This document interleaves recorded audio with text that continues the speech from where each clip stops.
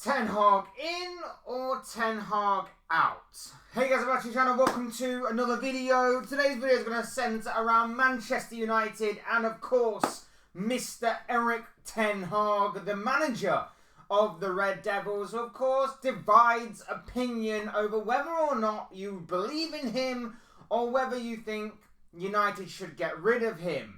We of course know the Ten Hag story, we know the Man United story, we know the sort of new era that Manchester United was seemingly going into this summer, but it's safe to say that 2 defeats in a row these past couple of weeks haven't exactly ignited the season as exciting and as optimistic as what some United fans were hoping for when going into the brand new campaign. And a defeat on Sunday to fierce rivals Liverpool in quite comfortable fashion has seemingly tipped some United fans over the edge.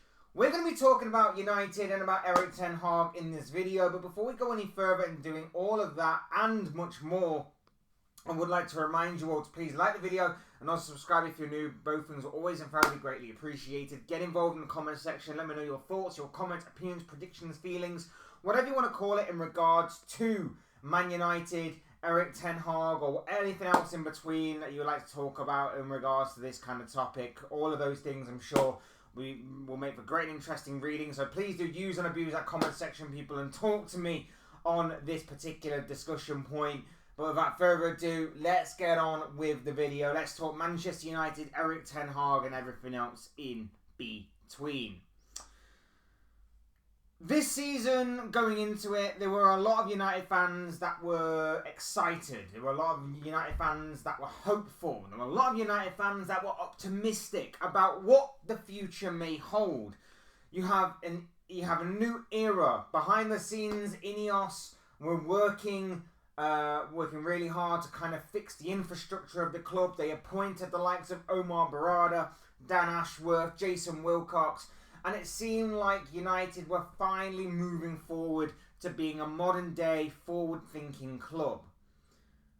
There was just one particular grey area that a lot of people were still divided on, and that was the manager situation.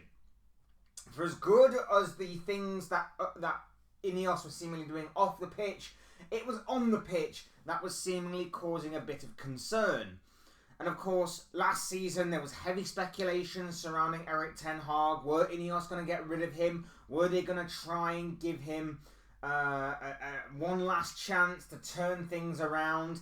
And it seemed like the FA Cup triumph was enough to turn around Ten Hag's fortunes and to obviously give him that last opportunity at succeeding at Manchester United. And even as a Liverpool fan and a rival fan, I'll always try and be open and honest and neutral when it comes to talking about rival fans.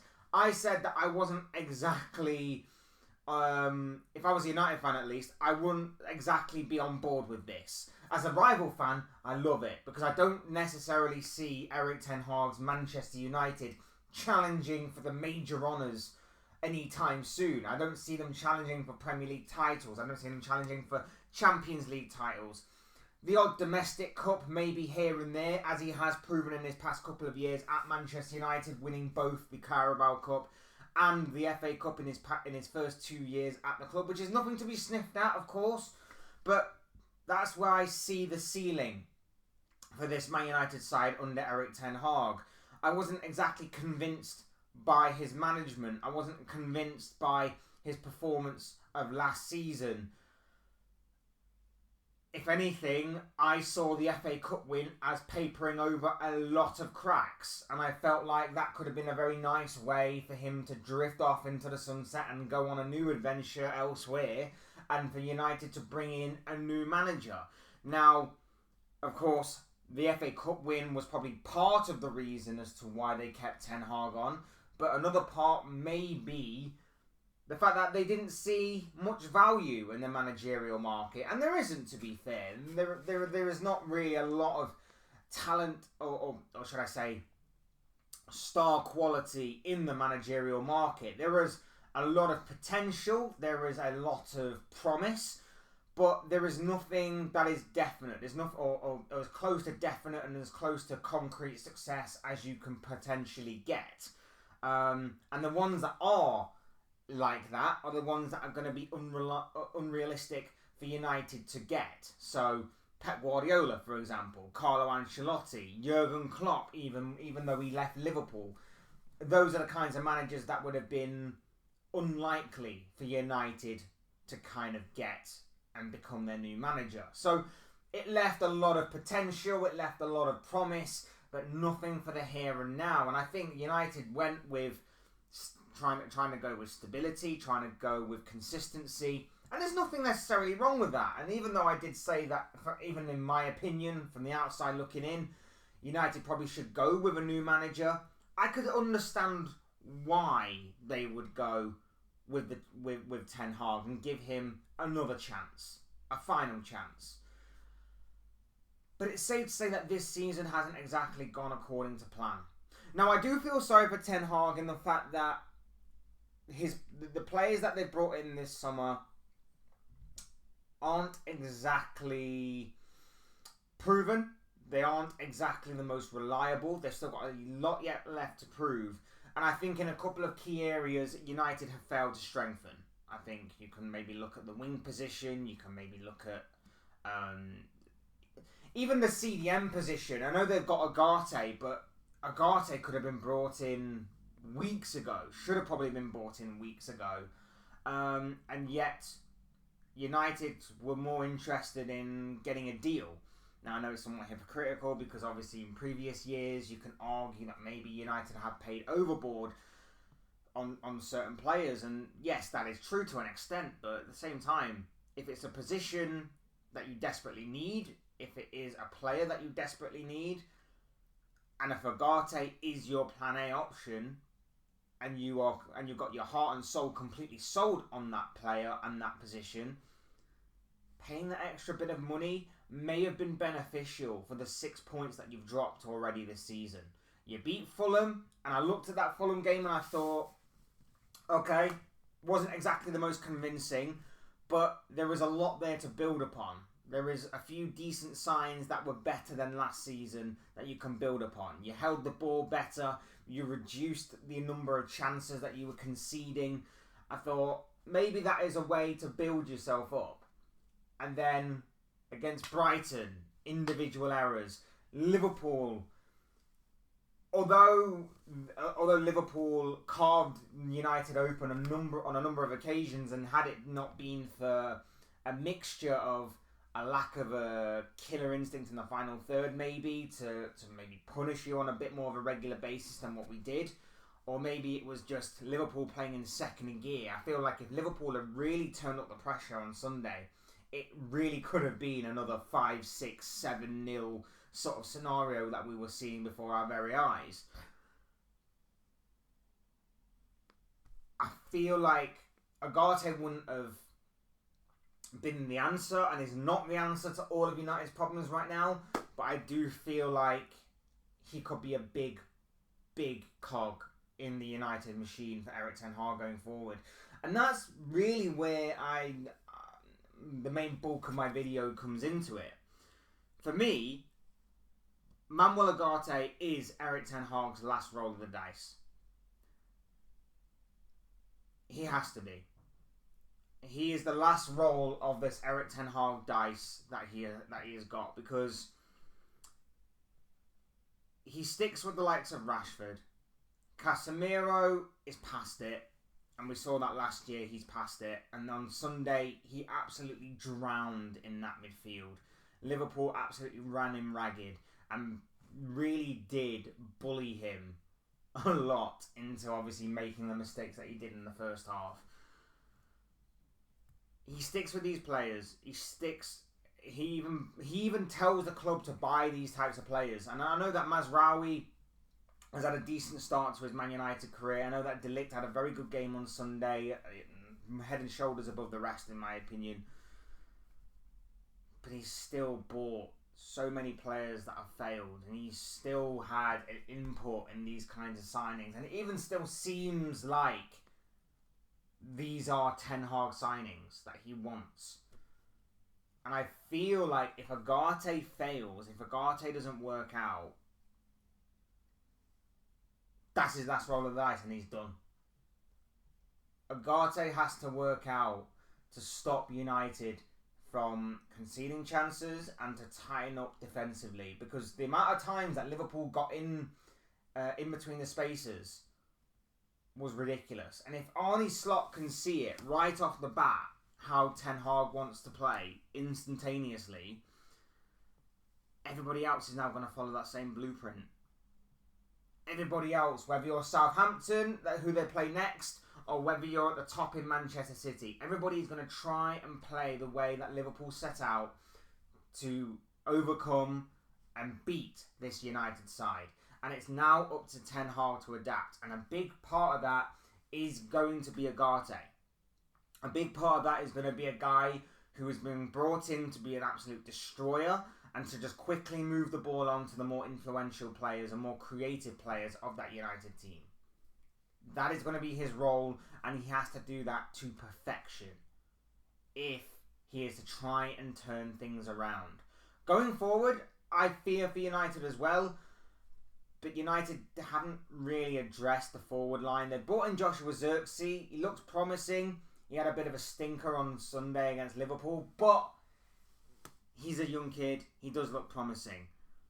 Marcus Rashford, I don't know what that guy has to do or how bad a performance this guy has to give in order to be dropped. It's baffling to me. Not playing Amad Diallo on the right wing was a blessing for Liverpool, but also very confusing for me personally from the outside looking in. I thought that was an absolute criminal decision. I thought arguably your best player this season has been dropped for Garnacho, who is a very hot and cold, hit and miss kind of player. He'll have a good game, he'll have a few bad ones, he'll have a good game, he'll have a few bad ones. He's very hot and cold in that aspect, in my personal opinion. I know it was never going to be an overnight success, and I constantly said that throughout the summer, but I was expecting a lot better than this. I think you hold the ball better, I think you retain the ball a little better, and I think that you've reduced the number of chances.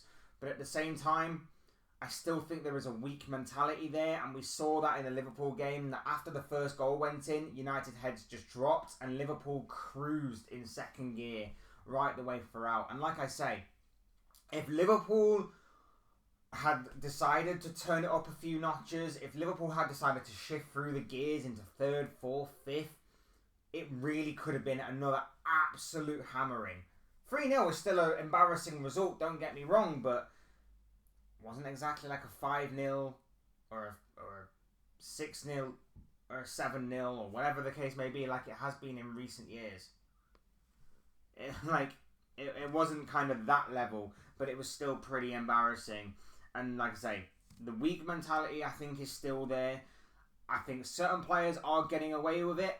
I have not seen Bruno Fernandes at all this season. I think he missed 2 really good opportunities in the first game against Fulham, and since then, didn't really see him against Brighton, didn't really see him at all against Liverpool, unless he was rolling around on the floor.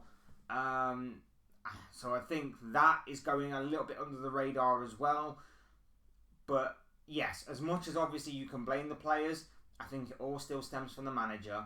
I think his way of playing that he's trying to implement this season should have been implemented when he first joined.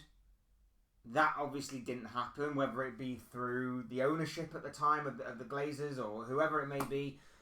For whatever reason, he's trying on. He's on square one. He's on step one right now after 3 years of being there, which is ridiculous and not good enough. If you were going to go on step one with a guy, why not go for a new manager in the first place, regardless of who that may be?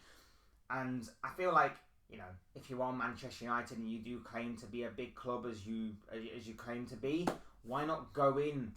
Why not go to a club, approach them and go, we want to speak to your manager. We're Manchester United. We're not going to take no for an answer. That kind of thing. And convince them to join. It doesn't make any sense to me in that aspect. But, yeah.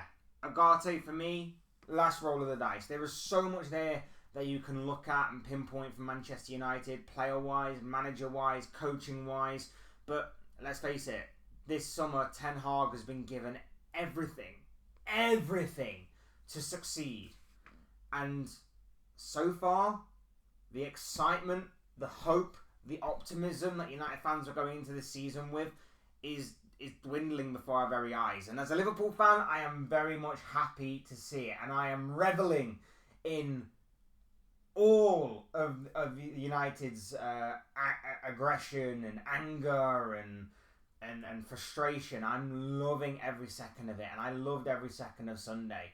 And I'm drinking all of those United tears. And it's beautiful. And it's refreshing. And it's golden. But at the same time, if I am to be honest, if I am to be objective, and if I am to be fair and neutral on this, it's not great for United. It really isn't great. And look, he can turn things around. I think bringing Agate in is going to be a big point for Ten Hag, and that has to work out for him, because if it doesn't, it's curtains. It's absolutely curtains if Agate does not work out how he would like. Because and not only that as well, but he has to start making better decisions. He has to start playing Diallo and making him a starter. He has to start taking off Marcus Rashford when needed. It just has to do all of these things. Otherwise, yes, it will be curtains. He's in press conferences talking about Harry Potter. He's there talking about XG and giving off these fancy vibes and fancy words and these technical terms and all of that stuff to try and pull the wool over everybody's eyes. And it just isn't working anymore. And that's how you know when someone's in trouble, because they bring out those kinds of terms and they start talking about weird analogies and things like that. We've seen it over the years at Manchester United with the likes of Mourinho and Van Gaal and Solskjaer. It's the same situations, same parallels, same consistencies again and again and again and again. Long live Ten Hag, and hopefully he stays in a job at Manchester United. But at the same time, I feel like he's a bit of a dead man walking right now. I really, really do. I hope he stays in the job, because United will not be a threat. I said that a lot last season. United will not be a threat the longer this guy stays at the club. So I'm hoping and praying he stays. But it doesn't look good for Erik ten Hag right now. Like I say, he's got time to turn it around. I don't think they'll get rid of him just yet. But the pressure is certainly mounting. And you saw that in the way that United turned on him when he made a couple of substitutions on Sunday. The lack of performance, the lack of urgency, the lack of mentality in that squad, though, is still apparent from last season, the season before, and has been growing in that kind of really bad way for the past decade or so since Sir Alex Ferguson left. But there you have it. Those are just my thoughts, comments, opinions, predictions, feelings, whatever you call it, of Manchester United from this guy. I want to know what you guys think. What do you make of Manchester United and Erik ten Hag? Are you Ten Hag in? Are you Ten Hag out? Is Emmanuel Agate the last roll of the dice for Erik ten Hag? What do you make of the way that Ineos have started? What do you make of their plans going forward? Anything along them lines, I'm sure, will make for great and interesting reading down below in the comment section. So please do use and abuse that comment section, people, with your thoughts, comments, opinions, predictions, feelings, whatever you want to call it. That'll make for great and interesting reading, I'm sure. Please do leave it down below. Otherwise, hit the like button on the way out if you enjoyed the video. Subscribe if you are new or want to see more content like this. Both things are always and forever greatly appreciated. And of course, thank you all so much for watching and listening.